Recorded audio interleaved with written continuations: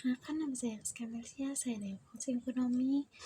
NIM saya 2361201101.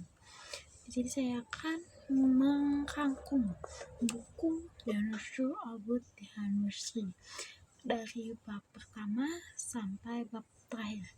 Bab pertama, Setting the Spink Model of Rating Closing, atau SMORC. Di sini menguji teori ekonomi rasional bahwa orang akan menipu jika untungnya besar, peluang tertangkap rendah, dan akibatnya ringan.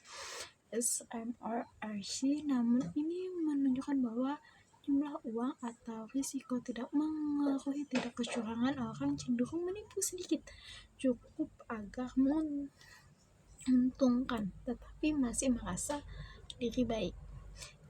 Yang bab 2, Fudge Reach the Forecast.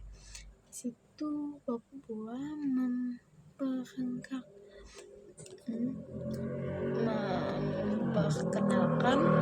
seberapa banyak kita bersedia menipu tanpa kehilangan citra diri sebagai orang jujur. Contoh, barang non moneter, misalnya botol minum, lebih mudah dicuri daripada uang.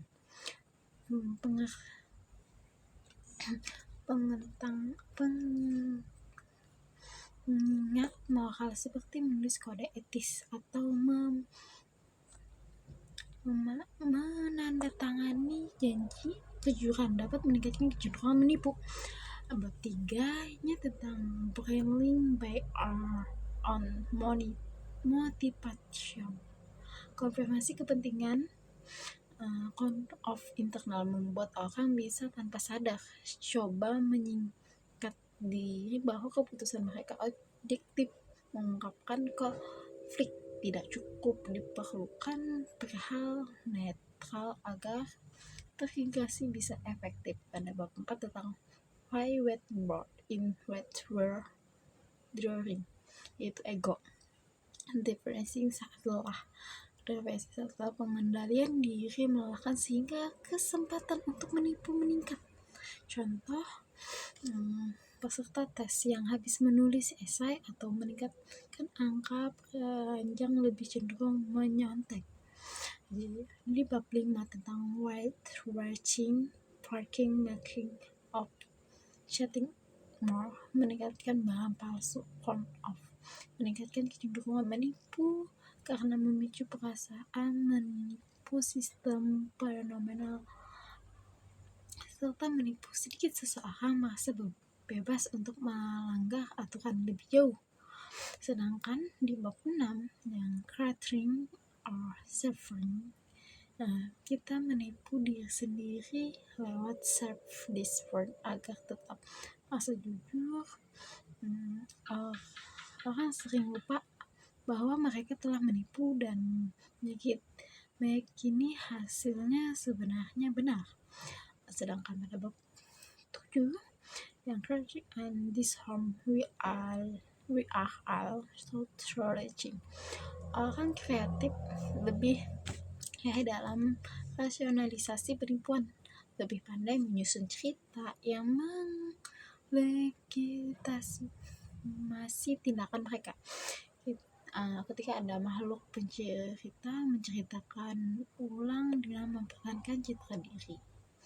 Pada bab 8 yang casting as an interpretation horse will get the disharm city guard. Menyontek, contohnya menyontek adalah perilaku menolak melihat orang lain menipu tanpa konfeksi, meningkatkan nilai kita ikut menipu. Lingkungan yang normalisasi kecurangan memperluas budaya ketidakjujuran. Dan bab 9 collaborative skill, letting why two head are scarcely better than ours, yaitu kolaborasi dalam menipu justru memperbesar tindak kecurangan sendiri. Kita lebih menahan diri daripada saat berkelompok. Tanggung jawab terbesar sehingga batas normal lebih mudah dilanggar. Dan pada bab 10 tentang ice of cheating and being popular don't cleanse and short. Meskipun banyak orang menipu, sebagai besar membatasi diri menipu hanya sedikit saja karena tidak ingin merusak citra diri, memberikan harapan dengan menambah faktor-faktor ini bisa menerapkan peningkatan normal, pengawasan, dan struktur sertifikasi yang lebih etis. Jadi, secara ringkas singkat, strategi menekankan kecurangan.